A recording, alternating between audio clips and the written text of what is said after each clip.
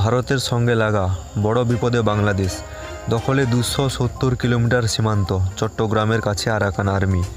একদিকে ভারতের বিরুদ্ধে যখন লাগাতার ষড়যন্ত্র চালাচ্ছে ইউনূস সরকার, ঠিক তখনই বাংলাদেশের সীমান্তে ক্রমশ বাড়ছে বিপদ। একেবারে সেই দেশের সীমান্তে দাপিয়ে বেড়াচ্ছে আরাকান আর্মি।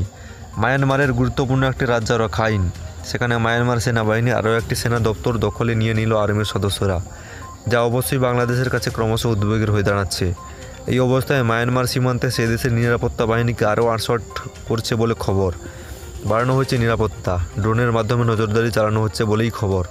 বলে রাখা প্রয়োজন, গত কয়েক মাসে ধরেই ব্যাপক উত্তেজনা রয়েছে মায়ানমারে।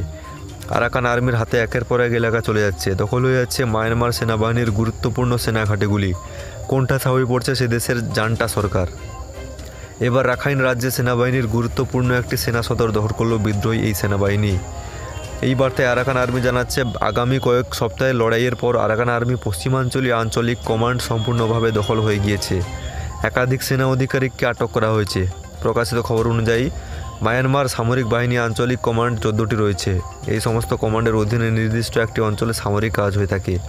এই অবস্থায় একের পর এক সেনাঘাঁটি হাতছাড়া হয়ে যাওয়ার প্রবল চাপে যে সে দেশের সরকারের উপর বাড়ছে তা স্পষ্ট।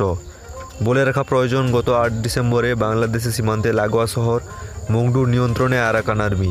এর মধ্যে দিয়ে মায়ানমার ও বাংলাদেশের 270 কিলোমিটার সীমান্ত পুরোপুরি আরাকান আর্মির দখলে। এই সীমান্তের একটা বড় অংশ বাংলাদেশের চট্টগ্রামের কাছে। ফলে নিঃসন্দেহে চাপ বেড়েছে ইউনূস সরকারের। বাংলাদেশের বিদেশ উপদেষ্টা তৌহিদ হোসেন এক সেমিনারে আজ রবিবার জানিয়েছেন, রাখাইনে অব্যাহত সংঘাতের মুখে নতুন করে বাংলাদেশে 60,000 রোহিঙ্গা অনুপ্রবেশ করেছে। এই অবস্থায় সীমান্তে নজরদারি আরও বাড়ানোর কথা বলা হয়েছে। অন্যদিকে আরাকান আর্মি মায়ানমারের রাজধানীর দিকে এগোচ্ছে। তা দখল নিয়ে নিলেই খেলা ঘুরে যাবে ভারতের, আরও এক প্রতিবেশী দেশের। বাংলাদেশের পাশাপাশি ভারতীয় সীমান্ত ব্যবস্থা আটসাট করেছে। কড়া নজরদারি রাখা হচ্ছে, এমনকি সেনাবাহিনীকেও সতর্ক করা হয়েছে বলে জানা যাচ্ছে। বন্ধুরা, এইসব খবর পেতে অবশ্যই সাবস্ক্রাইব করুন চ্যানেলটিকে।